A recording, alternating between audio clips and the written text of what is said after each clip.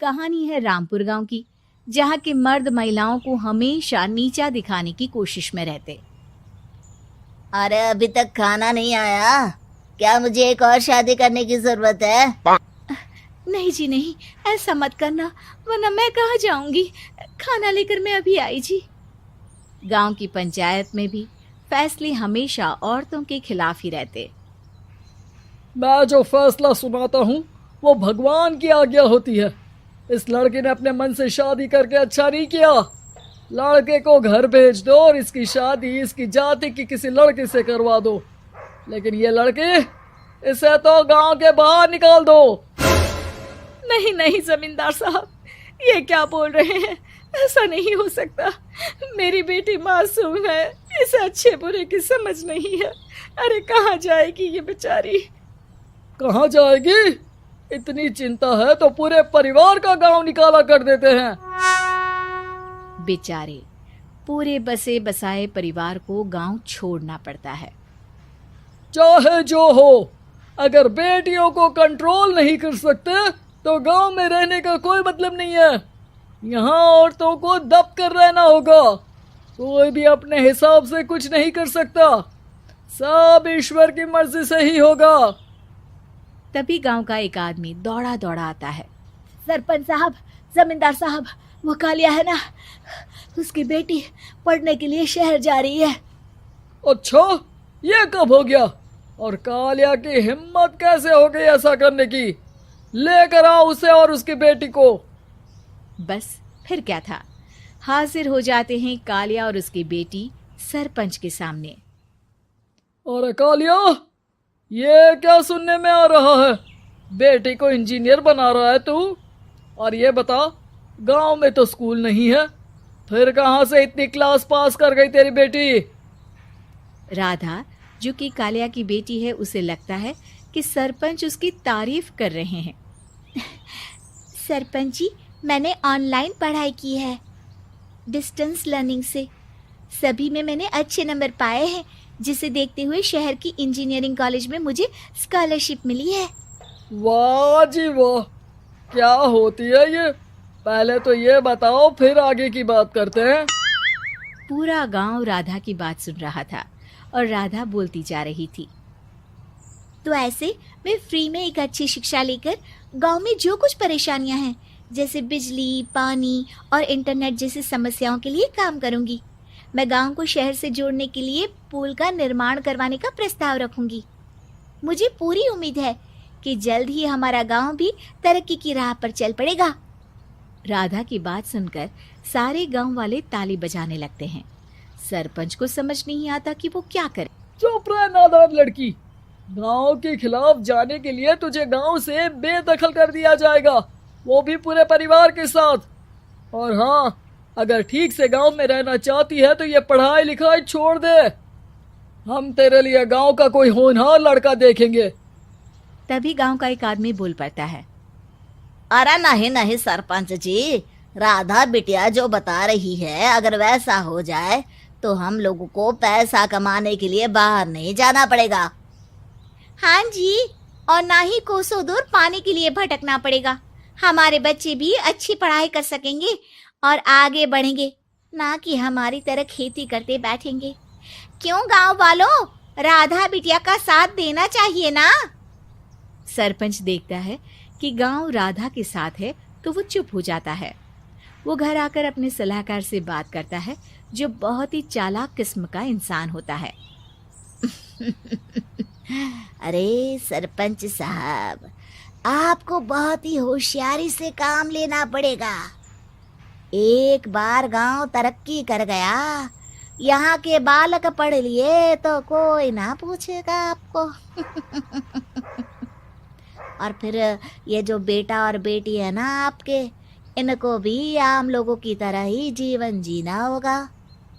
हाँ, लेकिन करे तो क्या करे? वो ना आप मुझ पर छोड़ दीजिए, बस मैं जैसा बोलूं करते जाइए। अगले रोज सुबह जब गांव वाले सोकर उठते हैं तो राधा के घर के बाहर और साथ ही वो लोग जिन्होंने राधा का सपोर्ट किया था, उनके घर के आगे लाल रंग से कल आऊंगी लिखा होता है। कल आऊंगी, यह क्या होता है? अरे यह तो खून से लिखा है, लगता है कोई भूत प्रेत या चुड़ैल का साया है। चलो सरपंच जी के पास चलते हैं। सभी सरपंच के पास जाकर उसे सारी बात बताते हैं। अरे ये तो बड़ी मुश्किल की बात है। चलो मैं एक बाबा को जानता हूँ, उन्हें बुला लेता हूँ।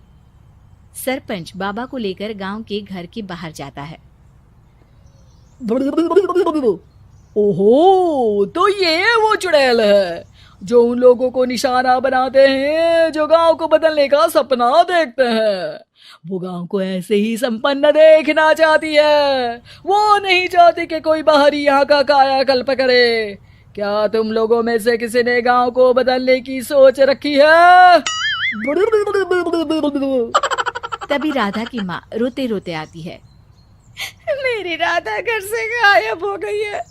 अरे कोई तो बचाओ, मेरी बच्ची कहाँ गई?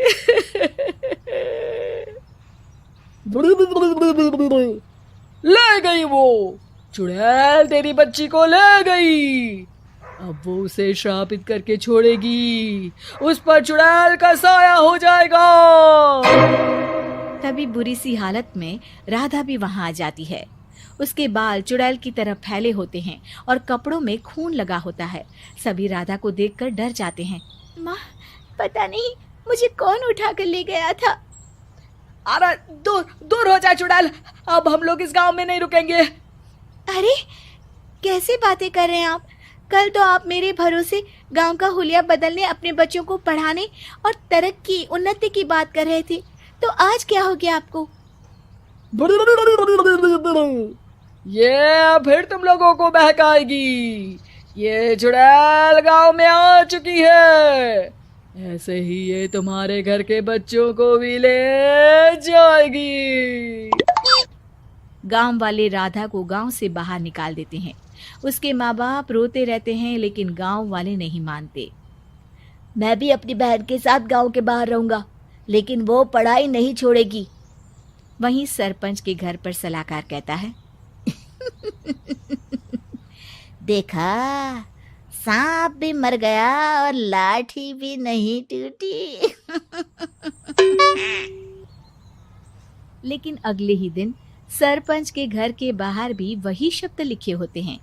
और फिर सरपंच की बीवी कहती है, हमारी बेटी को किसी ने अगवा कर लिया है। तभी राधा का भाई वहां आ जाता है। अरे गांव वालों, मैंने सरपंच जी की बेटी को देखा था।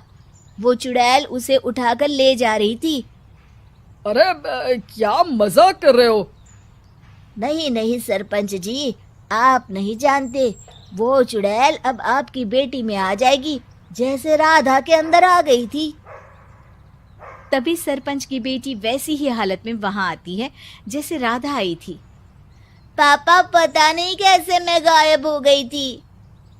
चुड़ैल, इसके अंदर भी चुड़ैल का साया है, मारो इसे। अरे नहीं नहीं, इसे भी राधा के पास गांव के बाहर ही भेज दो। अरे चुप रहो, मेरी बेटी कहीं नहीं जाएगी और चुड़ैल वुड़ैल कुछ नहीं होता है। अरे कैसे बात कर रहे हो सरपंच जी? आप तो बोल रहे थे कि आपका फैसला भगवान का ज्ञान होता है, तो अपने पर बात आई तो अब आप ऐसे बोल रहे हैं। अरे ना ना ना, आपको अपनी बेटी को त्यागना ही होगा। अरे बुलाओ बाबा को। राधा का भाई बाबा को ले आता है, जिसे अब गांव वालों के डर के कारण सच बोलना पड़ता है। मैं कोई बाबा नहीं हूँ, मैं तो मोची था। ये सलाहकार महोदय ने मुझे कहा था एक्टिंग करने को। अब वो मुझे पैसे देने वाले हैं। अब मुझे माफ कर दो। गलती हो गई, मुझे माफ कर दो। तभी वहां राधा आ जाती है। देखा सरपंच जी, जब गांव के बच्चे साक्षर होंगे तो आप जैसे लोगों की चालाकी नहीं चलेगी।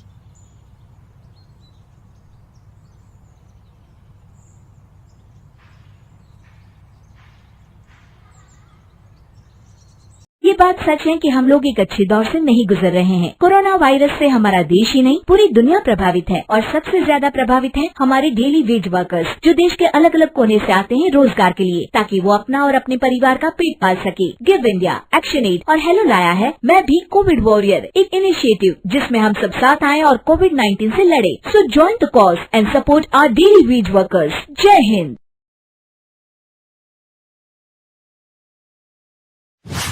रजनी को बचपन से ही पेंटिंग का बहुत शौक था।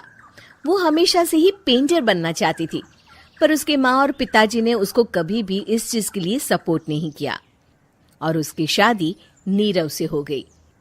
नीरव रजनी को बहुत प्यार करता था, पर रजनी हमेशा चुपचाप ही रहती। वो इस शादी से खुश नहीं थी। वो ये शादी नहीं करना चाहती थी। उसे तो हमेशा से पेंटर जो बनना था। अपने इस सपने को वो नहीं पूरा कर पाई, इसलिए वो हमेशा उदास रहती थी। रजनी, बहुत ही बढ़िया फिल्म लगी है, कल देखने चले? नहीं जी, कल मुझे बहुत काम है, मैं नहीं जा पाऊंगी। अच्छा तो कोई बात नहीं, संडे को चलते हैं।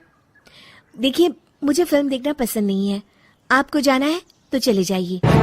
नीरव को मना करके रजनी वहां से चली जाती है और अपने बैग को खोलकर उसमें बंद पड़े ब्रश और कलर्स को देखकर रोने लगती है।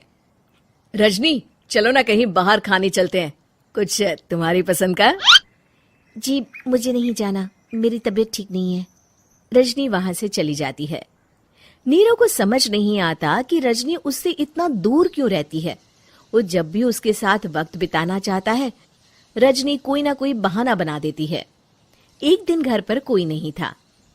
रजनी घर का सारा काम जल्दी से खत्म कर लेती है। घर पर अकेले होने के कारण वो सोचती है कि वो आज पेंटिंग करेगी। वो अपने कमरे में जाकर पेंट ब्रशेस और कलर्स निकालकर जैसे ही कलर मिक्स कर रही होती है कि दरवाजे पर बेल बज जाती है। अब कौन आ गया इस वक्त? इतनी मुश्किल से तो मुझे पेंट करने का मौका मिला है। रजनी दरवाजा खोलती है तो उसकी सास अपनी सहेलियों के साथ खड़ी होती है और सब घर के अंदर आ जाते हैं। अरे बहू, सबको शरबत बनाकर पिला दे, बाहर तो बड़ी गर्मी है। उफ। जी। रजनी पेंट ना कर पाने से उदास हो जाती है। उसे गुस्सा भी आ रहा होता है कि उसने इस शादी के लिए हाँ क्यों कह दी। वो रसोई में जा रही होती है कि उसकी सास उसे रोकती है। बहू, सबके खाने का भी इंतजाम कर लेना, आज का लंच तो ये सब यहीं करेगी। हाँ। रजनी बिना कुछ कहे रसोई में चली जाती है। सबके लिए खाना बनाती है। सब खाना खाते हैं और रजनी घड़ी देखती है कि ये सब कब जाएंगे ताकि वो अपनी पेंटिंग कर सके। जब शाम होती है तब सब चले जाते हैं अपने घर। अरे बहू, सब तेरे खाने की तो बहुत तारीफ कर रहे थे, सबको बहुत अच्छा लगा खाना। आपको मुझे सुबह बताना चाहिए था ना कि आपकी सहेलियां आ रही हैं। पता भी है कितना वक्त लगा सारा खाना बनाने में। अरे बहू, तू ऐसे कैसे बात कर रही है मुझसे? तो और कैसे बात करूं? मैं इस घर की कोई नौकरानी नहीं हूं कि इतना काम करूंगी। रजनी अपने कमरे में जाकर दरवाजा बंद कर लेती है। शाम को जब नीरव आता है तो उसकी माँ उसे पूरी घटना के बारे में बताती है। क्या रजनी ने आपसे इस तरह बात की माँ? हाँ, और पता नहीं उसे क्या हो गया है, शाम से बाहर भी नहीं आई है। मैंने तो कई बार आवाज दी, खाना भी नहीं खाया उसने। तू ही बात करके देख ले बेटा। नीरव अपने कमरे का दरवाजा खटखटाता है। रजनी, दरवाजा खोलो, मैं हूं। रजनी दरवाजा खोलती है और फिर वापस जाकर अपने बिस्तर पर लेट जाती है। रजनी, माँ से बात करने का ये क्या तरीका है? मैंने कोई गलत बात नहीं की है। अरे तुम क्यों ऐसे बर्ताव कर रही हो सबके साथ? क्या तुम इस शादी से खुश नहीं हो? रजनी कुछ नहीं बोलती। अरे बताओ मुझे रजनी, क्या ये शादी तुम्हारी मर्जी के खिलाफ हुई है? हाँ, मैं ये शादी कभी नहीं करना चाहती थी। तुमसे क्या, मैं किसी से भी शादी नहीं करना चाहती थी। रजनी रोने लगती है। चुप हो जाओ रजनी, बताओ मुझे, तुम क्यों नहीं करना चाहती थी शादी? रजनी बेड के नीचे से अपने पेंटिंग्स, कलर्स, ब्रश, पेपर्स निकालती है। इतने में उसकी सास भी कमरे में आ जाती है। ये देख रहे हो, ये थे मेरे सपने। मैं पेंटर बनना चाहती थी, पर माँ पापा ने कभी सपोर्ट नहीं किया और मेरी शादी करवा दी। मेरे सारे सपने टूट गए। हर वक्त बस गुस्सा आता रहता है मुझे। मैं जानती हूँ कि आप लोगों की इसमें कोई गलती नहीं है, पर मैं क्या करूं, मुझे समझ में नहीं आता।